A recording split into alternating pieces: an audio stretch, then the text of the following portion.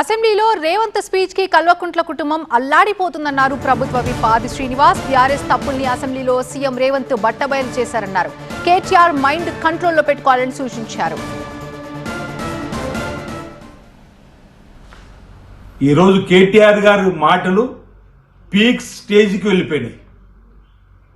ఏం మాట్లాడుతుండో ఈరోజు తెలంగాణ సమానం గమనిస్తున్న వేళ రాహుల్ గాంధీ గారిని ఉరిదీయాలంటున్నాడు. ప్రత్యేక తెలంగాణ రాష్ట్రం ఇచ్చిన శ్రీమతి సోనియా గాంధీ కుమారుడు రాహుల్ గాంధీ గారిని పట్టుకొని ఉరి తీయాలని చెప్పనే స్టేజ్కి పీక్స్ వెళ్ళిపోయినటువంటి సందర్భంలో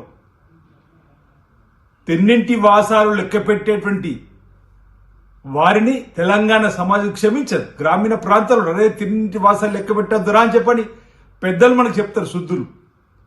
తెలంగాణ ఇచ్చిన శ్రీమతి సోనియా గాంధీ కుమారుని పట్టుకునే ఉరి తీయాలని చెప్పనే మాట అంటుండంటే వాళ్ళ అసహనం ఎంత పీక్స్కు వెళ్ళిందో ప్రజలను గమనించవలసింది నేను కోరుతా ఉన్నా.